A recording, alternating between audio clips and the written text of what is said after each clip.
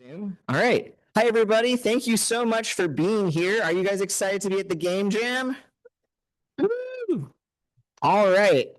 So I'm not the person who's going to get you super hyped up about that, but I am the host of, or I'm the welcomer for VCU Library. So I'm Oscar Keys. I am your friendly neighborhood multimedia teaching and learning librarian, and I hang out downstairs in a place called the Workshop.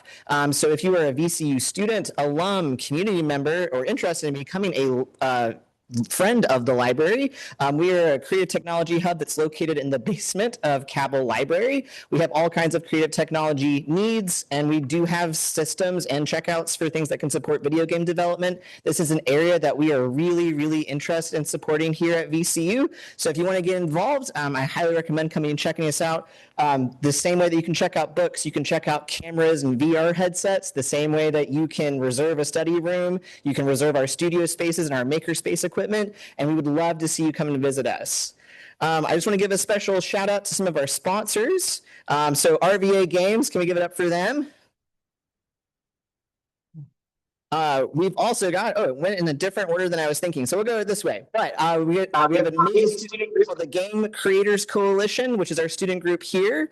We also have two awesome departments at VCU Arts who support video game design, which is the Department of Communication Arts and the Department of Kinetic Imaging. So if there's any of those students here, thank you guys so much for participating. And if I got any alums, thanks for being here too. And then once again, just VCU Libraries is so excited to have you guys. I was told that many moons ago, this was where this event used to be, and it is so amazing to see it here with our new beautiful big screen. And I'm just amazed by the number of people here. So just an amazing effort coming out, especially in the snow. If you are interested in creating at the libraries, we have other events that are creatively focused. One that might be of interest to some of you guys is our Jurgen Comics Contest, especially if you're Com Art students. You can win money for this one. So if you are interested in making comics, consider this event. And we also have we have a speaker series called Creative Inquiries. We've got a dude who's doing all kinds of wild stuff with VR and virtual environments that's coming to visit us on March 25th. So definitely, if you are interested in events like this and making things at the libraries, we'd love to have you come and see us for other things this spring. And with that, I just wanted to say thank you guys so much for being here. Snow or shine, I hope you have an absolute blast making your games. And with that, I think I hand it back over to the organizers. Thank you for being here. All right. Okay. What do you guys need next? Our slides.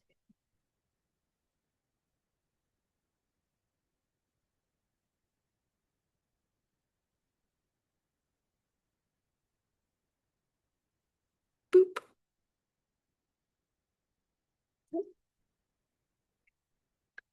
All right. Hello, everybody. I'm Valentina Haas. I'm a co-chair of RVA Game Jams. And I'm Momin Khan, also co-chair. Oscar already did a great job doing all of our thank yous, and I want to thank you all for being here. It's so awesome having the big room back again. How about this room? It's so awesome. And having old friends, new friends, completely new faces. This group really means a lot to me, and seeing everybody show up for this, even when the weather and everything is making it kind of complicated to plan around, it just means a lot. So I love you all for being here. We have our basic run of show. We had to change this, obviously, because of the weather. So we're only going to be in person here tonight. We have a great guest speaker, Sam Eng, who came to talk about Skate Story with us today, really awesome indie game. So that'll be really, really cool. It's really great that people came out for that. They came all the way from New York, so it really, really means a lot to us that we made it out here either way. Saturday and Sunday, we'll just be doing remote co-working from our Discord. And then Monday, we're going to do a remote showcase. I think that's going to be on Zoom. Yeah, we'll do Zoom again. Yeah, so we'll have the link just like today for the folks following along at home. We'll be able to check that out on Zoom, see everyone's games. And so it's a bummer that we couldn't, have this big room to do it in, but we'll have like a nice showcase at our next monthly meetup. We do monthly meetups at Ardent every third Monday of the month. From 6 to 9 p.m. You can bring anybody you want. And so we're going to make sure if you have like friends and family who want to come by, casually play games in like a really low pressure environment, we're going to have that. So we're still going to try and bring that showcase moment in for everybody physically. And then in terms of tools, Here's our official policy for using any tools, including generative AI tools and asset packs. So if you did not make a certain asset or certain components of your game, we ask that you just disclose that very clearly when you upload your game on itch or whatever. Just list the tools that you used and how you use them. And then first and foremost, we do very much advise to make as much stuff yourself as possible. We love these jams because it's a way to, you know, flex your skills and see what you can make and step out of your comfort zone. So that is our recommendation for sure. Yeah, this is our first time having an official policy on these things. A lot of people have had questions specifically about Gen AI and things like that. We just want to make it clear, like, we're not a community that's interested in policing everyone's games and their tools, but we do really want to bond with our community over the things that we ourselves are getting better at, and like think about why you're using these tools and what you're trying to get out of a jam, etc. So that's it. That's what we've got on that. Are we going to do this before? Let's do it after. After. Okay, so before we throw it over to Sam, just want to give a shout out to everyone who has donated their time or money through Patreon. It's the only reason we can do things like this and how we can invite really cool speakers. So huge thanks to everyone who's done that. And I think we can throw it over to Sam, our speaker. All right, give him a round of applause.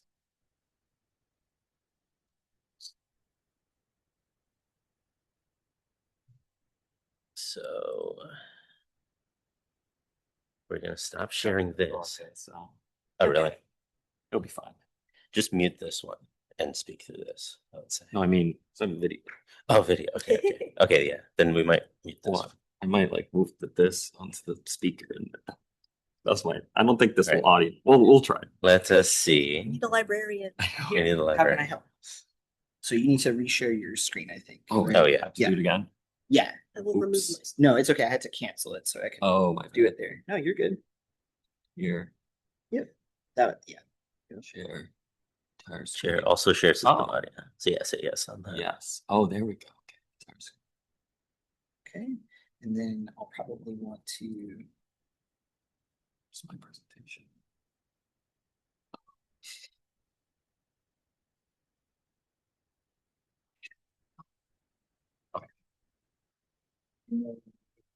Want to make that in play mode. So that should be showing up there. And then the last thing we got to do is I think your audio should still work through here. We just want to make sure that this is muted. Is this computer muted? Well, he wants the audio from this computer. But the To go mic, oh, the the- sound should still play. So but we'll find out. We just Oh, wanna I can make just. like, Oh, mute that. you mean I'll I be can on mute standby. the. Yeah, mute your the Zoom. Yeah. Okay, that makes sense. Oh, it's already muted. Yeah, Sure. so you're Okay, good. okay. Yeah. Perfect. All right. Just gotta- Love that's tech what it issues. is. Got it. Yeah, so the last thing we just gotta move this Zoom slide over here with this laptop. Oh. Yeah. Okay, so this. So double. Do you want to do it? Yeah. I don't know how to do happy it. to assist. All right. Oh, there's my big old mug again. Okay. Here we go. There we go. All right. There we go. All right, another round of applause for Sam.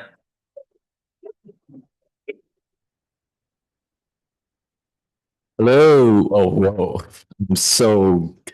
Look at those clapping hands. That was so cool. I gotta really lean in here. So, can I extend this? Pretty Okay. I don't actually have to lean in. All right. No. That was just my God voice. Yeah, thanks everyone for coming. Thank you for having me so much. Like, I am very happy to come back down here. I was just kind of really nearby recently for MagFest, which is an amazing convention. I met some of you there. And that's actually how I know you guys who invited me. So I'm very grateful for community stuff like that. And yeah, thank you so much for having me. And thank you to all the Patreon people, as Momin said. But yeah, I have a short presentation here for you today. It is a super duper inspirational one. It's completely untested. So this is like a, beta run. There's no focus groups, no nothing, no play testing has been done.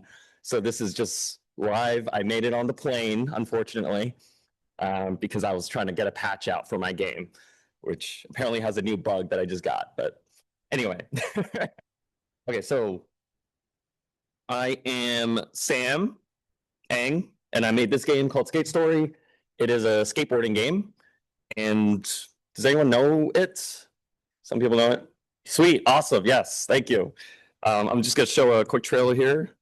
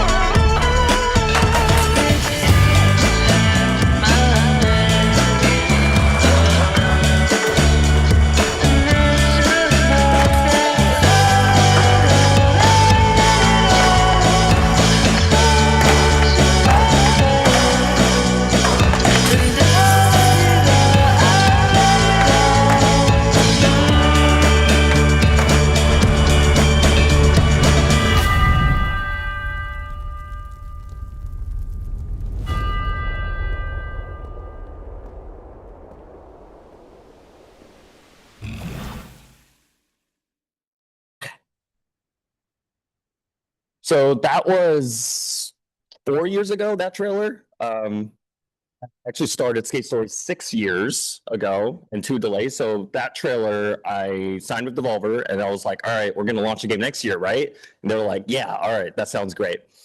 And it didn't come out. And then that happened again. They made like a little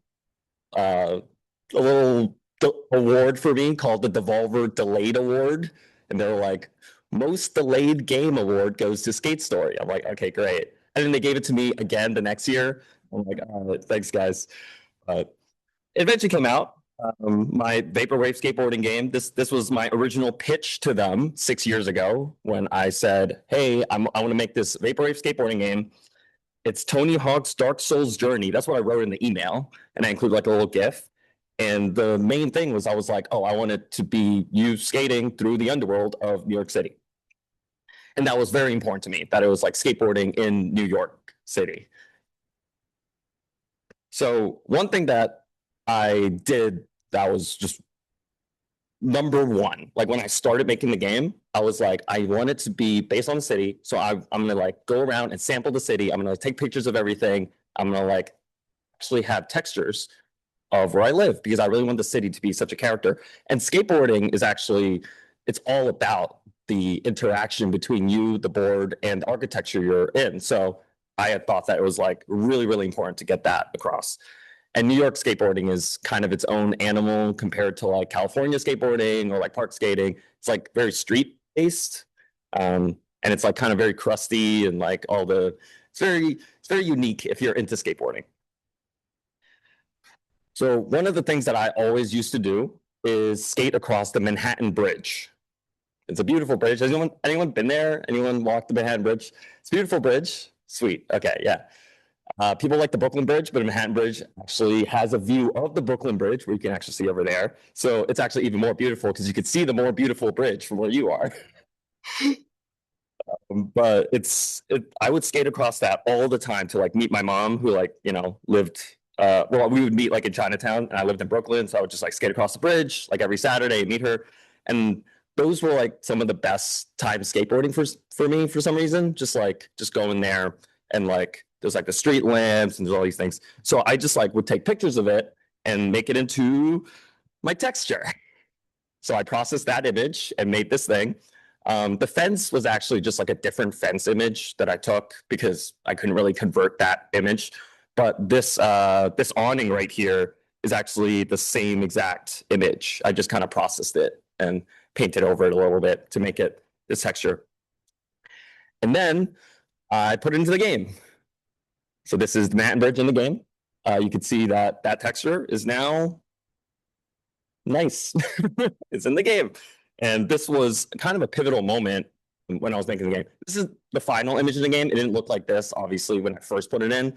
But it really changed how I saw like making the game because I was like, oh man, I can just like take textures and put them in the game. Who knew? So I did that a lot.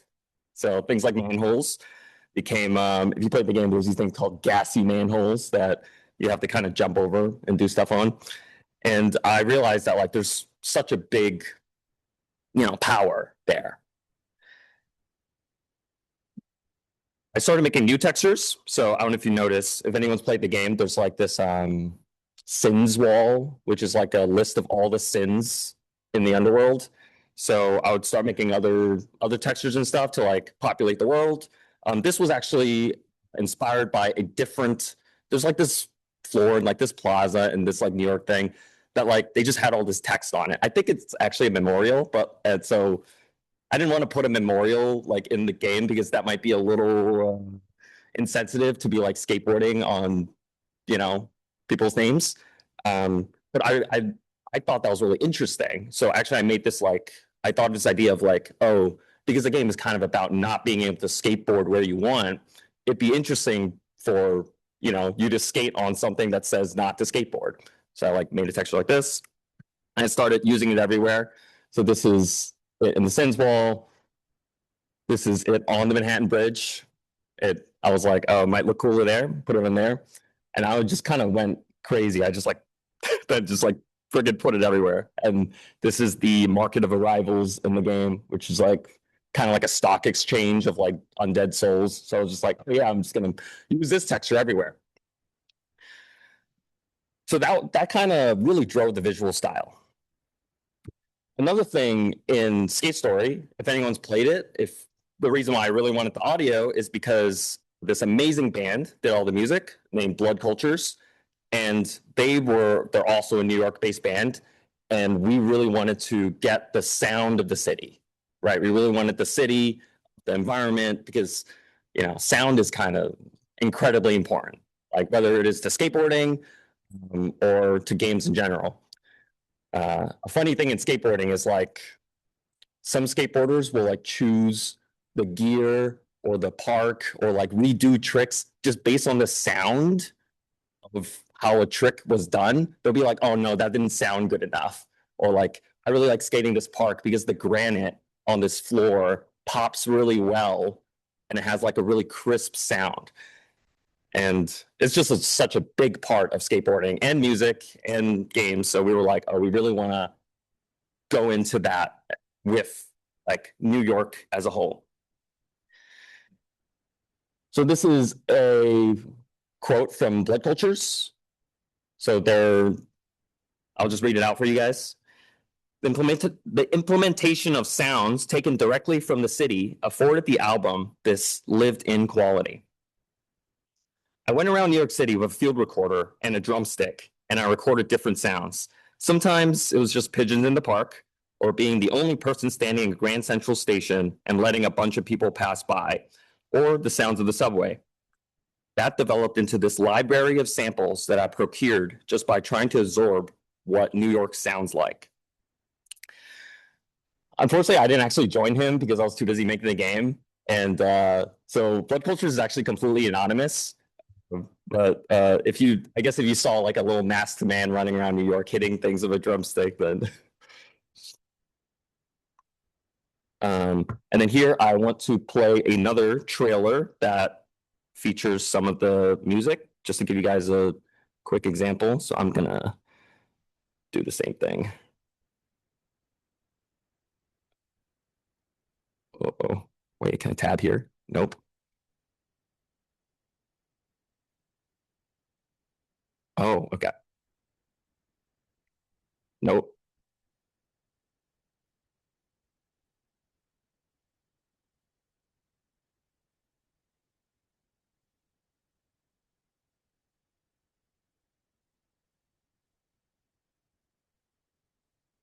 Oh,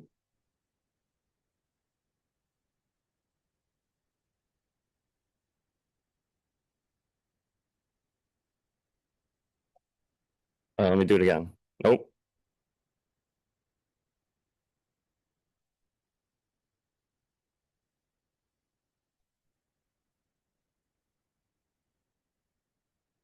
Uh, okay, yes. Oops. Okay, I gotta do that again, don't I? Moment help. I think stop here. Okay, stop. Yeah. Share. Yeah. And it's Then share sound. Optimize for video sharing. All right, let's optimize for video sharing. All right, then. I just want you to listen for sounds of the city.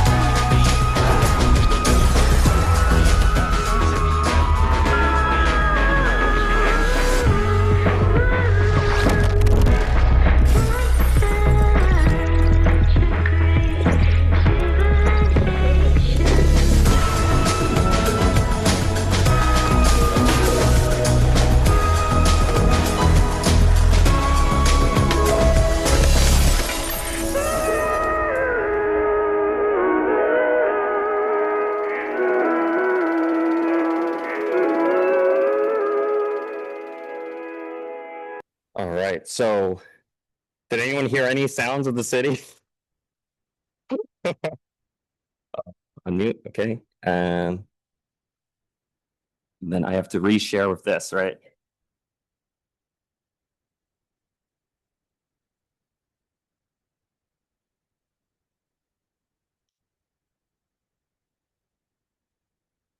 Oh.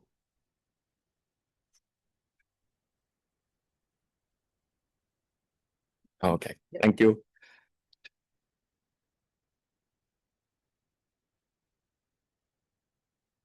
Yeah, so it was actually a really cool experience working with them because they had all these like New York sounds that like I put into the game or they sampled them. So you could hear the MTA announcer, which was sampled on like from the subway. There's like the doors, there's like there's the sirens that they use. And then he also just went around, just like started hitting things with drumsticks. And those became one of the really useful things, just like impacts and things used in the game. And I feel like it really comes through. And one thing that was I really liked that he said was that we had this like sandbox to play in and something to develop from. So we weren't one of the problems I think nowadays with like making things digitally is that you feel like there's just like way too much choice, right? There's like so many things you could draw from, but because we had this like contained thing of like, oh, here's our library of stuff to work on. Here's what we can actually make. I think that actually really helped us in terms of this palette of okay, what can we use and then put into the game. And he was able to like create that amazing track using New York samples and a couple of synths. So, all right. And the last thing I want to talk about is actually the narrative texture of the game. So, the game's name is Skate Story. So, the skating part was really hard, but the story part was actually way, way harder for me. I'm not like a writer, so and I never thought of myself as a writer. So I'm like, oh man, I don't know if I could write this story. And I spent so long like trying to make this thing. I really knew that it had to have a story because I already announced the game's name as Skate Story, and I couldn't back out of that anymore. So I was like, all right, well, I'm stuck in this now. I'm going to release the game next year, 2023. And I gotta figure it out. So one of the very first things I made in Skate Story was this level, which you just kind of skate through these arches, and then I don't know if it's visible on the screen, but there's like a red moon here. And that was like the first thing I wanted, because I was like, oh man, I want you to skate towards this moon. I don't know why. It just feels cool. And I just want to do it. I don't know why. There's something drawing me to that. And it felt like a really good way, like gameplay wise, to like, okay, that's your goal. Like it's in the sky, go get it. And it's kind of like in world because it's a moon. So I was like, oh man, why do I want the skater to skate towards this moon? I don't know why. And I was like, oh man, maybe because I'm like really hungry, like the moon's made of cheese. So maybe the skater just wants to eat it. And I just kind of came up with that. And then I put that like in the trailer and like on all the Steam descriptions. And then people would be like, what are you talking about, man? Like, that's so ridiculous.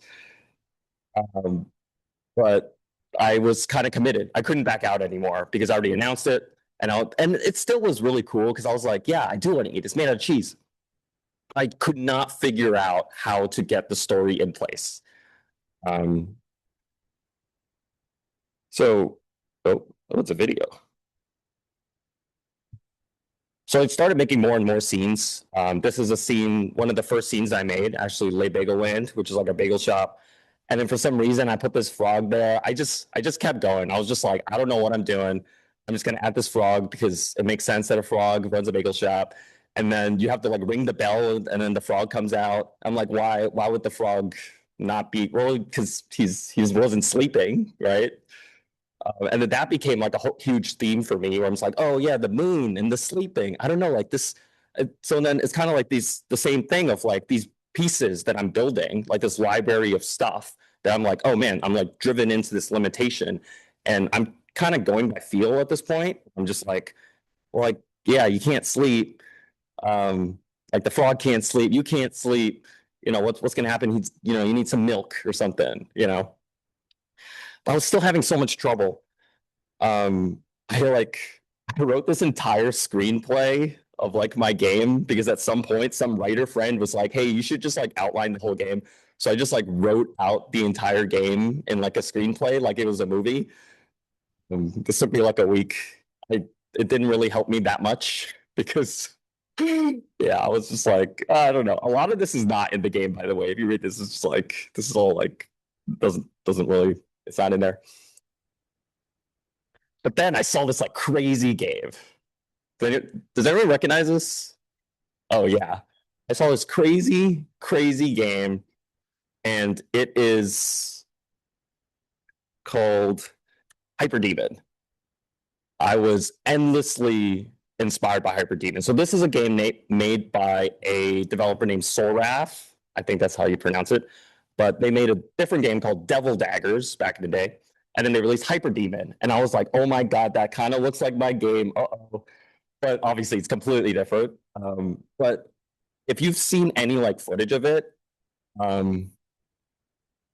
you would go like, what is going on here? This thing is crazy. I guess I should just show you like a really quick clip just because we've been doing this, right? Let's see. Oops, I was typing on my computer.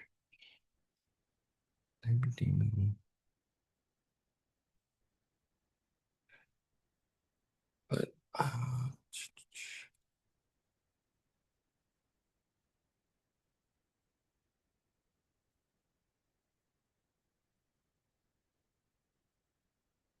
yeah, so this game is amazing. If you don't know what you're looking at, that's normal.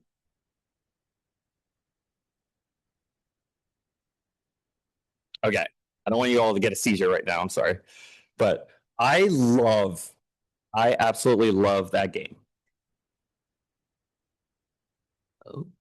I absolutely loved that game, and then I was so inspired by it because I'm like, oh my God, they pushed it so far.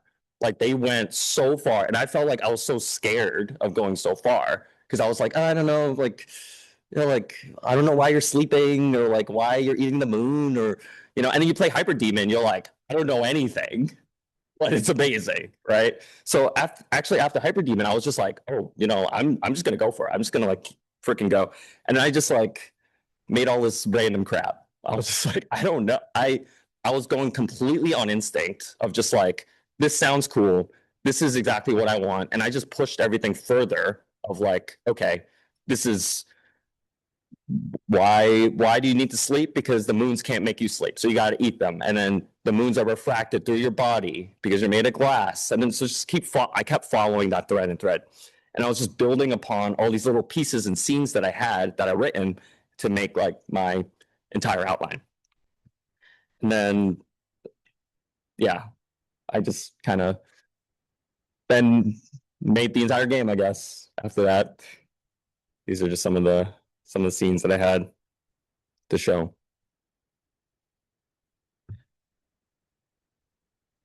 Ooh, next.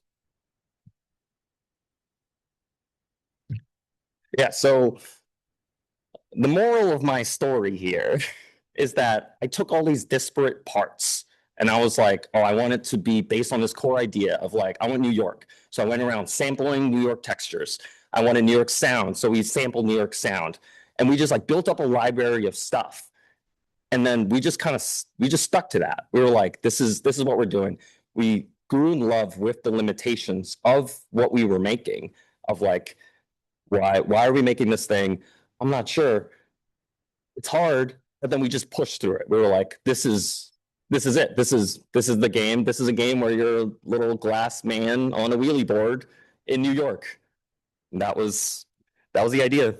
That was sort of what that's my moral of the story, is to take what you got and fucking make it. Excuse my language, sorry. Just make it. Make your shitty ass emo game.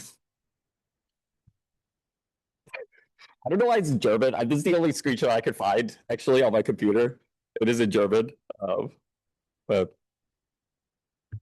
so now I'm going to, with my very inspirational thing. Hopefully you guys are slightly more inspired.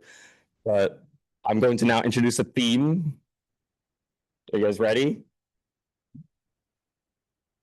So the theme is textural.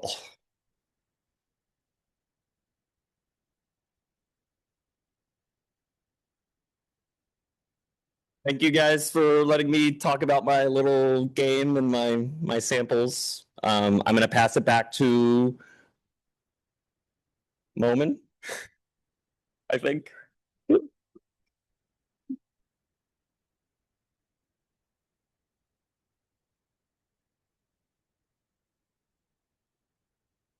I have to say anything else? No, you're good. All right, thank you. Awesome. Thanks, Sam. I noticed playing. Oh, I got you. I got you. I noticed playing the game that it was like so deeply New York, and I thought it was mostly like the concepts and the visual, but maybe it was like the sound of the city that really made it feel so New York. So that was really good cool to hear the backstory on that. So now that you know the theme, your gears are grinding a little bit. What we're gonna do is go through a few basic game jam tips for beginners and veterans. If you've seen us do this talk before, there's gonna be a much shorter version so that we can get to work. And after that, we're going to get people into teams. If you ask to be placed on a team, we have all the teams organized. So we'll just announce, team 1 is this, team 2 is this, blah, blah, blah. So yeah. Let's get started. Game jams, how to succeed in your first or 100th jam. Some of us are closer to 100 than 2. So yeah, there you go. So initially, now that you got the theme, you're thinking about ideas. That's the number one step. So here's a couple tips on that. Go simple. Sketch things out. Sketch out ideas, concepts. If there's a funny idea here, so Tyler and Ruthie had a game a long time ago where they just had this funny idea about a bird butt with eggs. And they just latched onto that one really cool, funny idea, and that became their idea. And they took it all the way through to the final game. And they really focused on it. All you need is that one really core idea, and it turned out really fun. Anything else? Mr. Vinny Vinesauce played this game Mhm. on stream. So that's how good it is to make a game about a bird butt. Okay. So when you're ideating, the key question is like, when do I pick an idea? I might have 10 different ideas. Which one is good? So I think if you're starting out, if you haven't done too many game jams, I think aim for something that excites you a lot.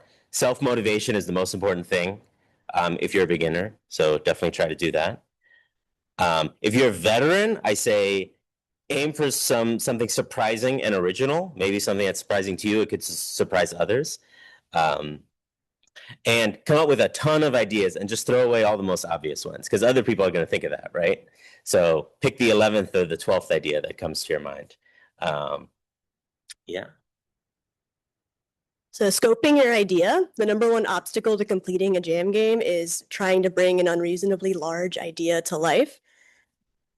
So yeah, don't scope this. This is like multiple characters with multiple types of AI, with multiple things you can collect from different types of boxes, with running and jumping and all kinds of things. It seems really simple, but it's not. This is really simple. A little box running around on some other boxes. And you don't have to be so literally simple, but really think about like you're condensing everything down to this idea, and people should be able to understand what your game is without having to have it be explained to them. So really just boil everything down to like the most minimum version, the most minimum viable version of your project so that you can get, it's the jump and cube game. You're jumping up on stuff, you're jumping off of stuff, you're not falling into a pit. That's already plenty for a game jam, especially if it's your first. And then scope around your team. This is really important for a jam like this one where we have lots of new people together. Design your game to fit your team's most confident skills. It's really easy to come in and be like, I'm going to make a side-scrolling platformer. It's going to have 3D art, and I love that. But your team has 2D artists, and it just isn't going to be what they're excited to make. So it's really good to start by like, okay, what can we do? How skilled are we, and how confident are we in those specific skills?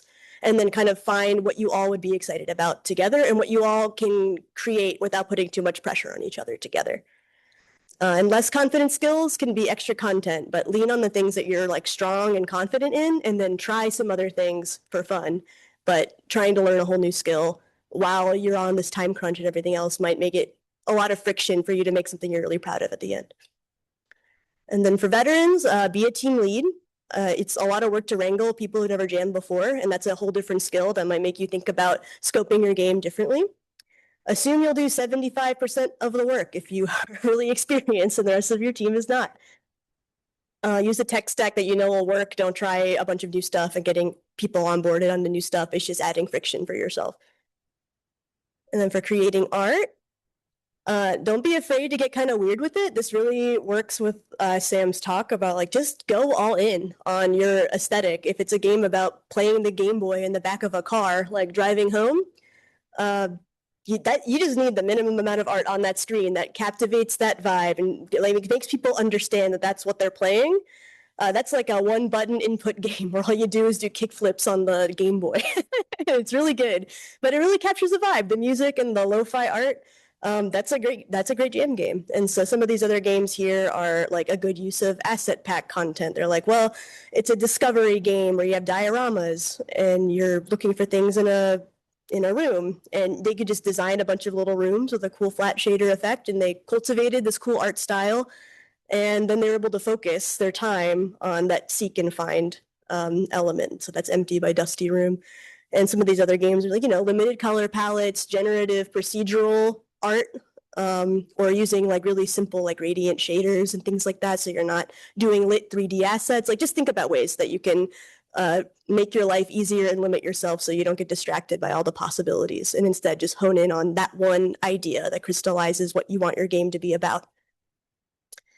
And those, one quick thing on that last one, these are great examples too. If you don't have too many prolific artists on your team, if you have like more programmers, you can do some of these more simple visual styles, maybe lean more on shaders, lean more on an asset pack or something like that.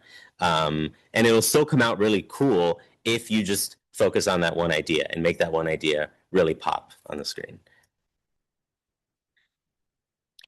Yeah, this is just an example of a game Evie and I worked on. Shout out Evie, who is here today. This was for a Ludum Dare many years ago, and we chose this like a flat 3D art style. It was a 48-hour jam, and we just I made everything with this limited color palette. We didn't have any lighting. We didn't have to build lighting. We didn't have to bake anything. We made our lives so easy, and we picked like this kind of strategic game where Evie could just make a bunch of gray boxes and get everything working on her end, and I could just make art and we could just add it in later. We were not fighting with each other or like, oh, I need to get this in and see if it works. Like we just picked something that let us both kind of stay in our lanes and add things together when it made sense for us to add them together. So I think this is like one of my most successful jam games in terms of getting the aesthetic and everything just like honed in from the beginning. I gave myself a color palette from the beginning. I didn't deviate from it. I just really said, here's all my limitations, and I'm only going to make things within those limitations. I think I learned how to do blender rigging, I think, for this jam as well. So I had a lot of, I had a lot of little goals that I wanted. And I think that small scope is what made it possible. All right. And then for audio, we have Alex. He's got some tips on creating audio. Hey everyone. I was No, I'm just kidding. Thanks for inviting me up here. So yeah, I got some tips for creating game audio. Do I just press them now? I think, yeah. Okay, cool. Okay, so this is the number one tip I have for everyone doing game audio. And if you don't follow this, you're not a real musician. Have fun. No, seriously, like when I first started out with these jams, I was so nervous trying to be correct in my music and making something good. But everyone's just happy that you're here, so have fun with it, really. It's really that simple. And embrace limitations as well, because it's easy to just get lost in like, I need this professional thing, this plugin or whatever. But having limitations really lets you be more creative. Like Blood Cultures from Skate Story, they were talking about how limitations actually opened them up for a lot of creativity. You don't want to be like me where you are hoarding a bunch of good plugins thinking you'll need it, but finishing a song without it. So that's definitely happened. Trust me, if you go down this rabbit hole, you'll be this dude. So yeah, that also includes just like using your phone to just like sing and record sound effects. Like it's really that simple. If you're just starting out, there's a lot of great free resources out there. Just some that I've used and can recommend is GarageBand for Mac. Reaper is available for everything. Great 60-day trial, but if you want to pay for the full thing, it's like $60, and that's less than a AAA game these days, which is crazy. And then if you just want to edit audio, clean it up, Audacity is great. And if you want to do like traditional like orchestral music, MuseScore is great for that kind of sheet music. As far as specific sound effects, freesound.org is great. But specifically look for CC0 or Creative Commons 0, because that way you'll be able to use it without crediting anyone. So yeah, that's what that's for. And then JSFXR, this link is for like it's on itch, but yeah, basically it's like an 8-bit sound generator that's good for like 8-bit type stuff. And then some free plugins to get started on some of the programs that I listed are like Vital is a great synthesizer. Kilohertz Essentials is a great like stack of effects plugins of like phasers, chorus, compressors, all that. If you have no idea what I'm talking about, have fun with it. And Splice Instruments / Spitfire is good for like real sounding instruments too. They also have BBC Symphony Orchestra and all that. There's also a tool called Wolfram Tones. It's not generative AI, but it's like AI algorithm to like come up with ideas for stuff. I wouldn't say it's good for like the final product, but it's good to just have ideas for that. But at the end of the day, just use what you got, because what you already have is like great as is. You can make a lot of cool stuff with it and just focus on what sounds good to you. And now for the veterans who maybe wants to knows about music and just wants to expand their skill sets even more. There's really like two pathways you could go down with that. The first is with the music side of things. So that's just like learning a little bit of music theory to like understand what your music is doing, to like maybe try a different chord progression or maybe a different mode if you're brave enough. And then learning like sound design and like signal processing, like how that works, is a cool way to like expand on just making noise. And or the second part of it you can go down is the technical side. So like the audio implementation, you could like kindly ask the programmer if you could do the middleware or just like in-engine programming to do cool stuff with your sounds to put it in the game. And I can guarantee you the programmers will really like you if you want to go down that path. So yeah, that's all I got. Thank you. All right, we got, thank you. The quick stuff, we should all know this, but practicing self-care, big part of jamming. Drink water, go to sleep, be good to yourself. It's not a kill yourself thing. It's a just make something for fun with limitations thing. And that means setting some work hours and stuff and being nice to your teammates. If they have other obligations, they don't want to spend the entire weekend, every hour of it jamming. Crunching's not good for you. You make worse work when you don't sleep. So just go to sleep. And that's a big part of the scope, which is don't pretend that you have 48 or 96 hours to make this game. Pretend that you have more like 24, 20 really good working hours. That's way more realistic for what you can actually get done in this weekend. Yeah. So we've got some fun modifiers and some other resources for y'all. So before we get started with team matching, I just want to go through these real quick. They're little extra things to get inspired for your jam. We've got the alt control modifier, use an unconventional input system like a microphone, a camera, or some dumb USB device you have lying around. I have a foot pedal at home. That might be pretty fun. Documentary, document and share your development process during the jam, for example, through posts, screenshots, videos, or builds. That's a good practice to get into, especially if you are trying to promote your work online. And then this belongs in a museum. Use public domain artworks and assets from galleries, libraries, and museums prominently in your game. Sketchfab has a lot of art that has been 3D scanned, and there's a lot of really interesting stuff in the academic space. You can find like entire scans of historic churches and stuff like that if you want to like drop something into a game engine and kind of get going. So, that stuff is for you to use. Make an asynchronous game. So like a play-by-mail game, perhaps, like something where the players are doing different things at different times. So it's not a simultaneous input situation. Apple Design Award, make your game playable on a phone browser with touch in portrait mode. Then we've got Loudmouth. All audio assets are created by sounds from your mouth. That's a fun one. We always get some really awesome ones when people use this modifier. We got little dudes. Hide one of the little jelly bean guys from the local game jam flyer this year in your game. People just really like these little dudes. You'll see them on the flyer on our Discord. Craftomancy, make art assets out of real life craft materials. Somebody did this last year and then handed out stickers that they had made of the little character from their game. It was awesome. So like take pictures of things you make out of cardboard and paper, turn them into textures like Sam was saying in their talk. And then another version, Photomancy, FMV, make assets from real life footage or photography. Just take a video of yourself doing stuff and be like, that's my player character. That would be awesome. I guarantee it will not look like anybody else's game if you do that. Then Web 5.0, your gameplay is hidden in a seemingly normal web page. And we have one last secret one, which might be the most challenging modifier of all, which is make a video game even though there was an ice storm and the power is out.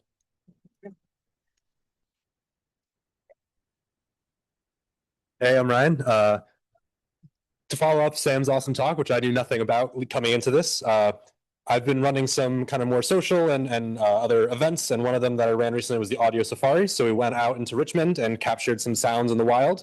There was a group of us. We interviewed a vending machine, you can see, and got all sorts of interesting information about it. So initial modifier is to use, we'll make a link available to an itch to download all of the sounds that we captured. We went to the Main Street station, so we got some train noises, we got some different things going on, a lot of electrical equipment. So we're gonna make that available for download, and if you use one of those in your game, it'll be kind of in the spirit of what Sam was talking about earlier, which is really cool that worked out that way. Thank you. Awesome. All right, so that's all we have. I want to thank all of our awesome volunteers who helped and everyone who contributed. We've been having like really cool initiatives this year, especially for sound, and we would love to get more sound designers doing their own, their own events that aren't completely contingent on people making a video game and things like that. So if y'all are interested in that kind of thing, there's going to be more to come for sure. And so now we're going to get our teams together, and there's a lot of y'all. So instead of posting it somewhere where you all have to kind of like finagle and find each other, I think we're just going to assign each group to a table, and we're just going to kind of run down the list and say, hey, starting with this one in the front corner, just to start migrating, we're going to announce the names of each group and then point you all towards there so that we don't have to step over each other. Okay.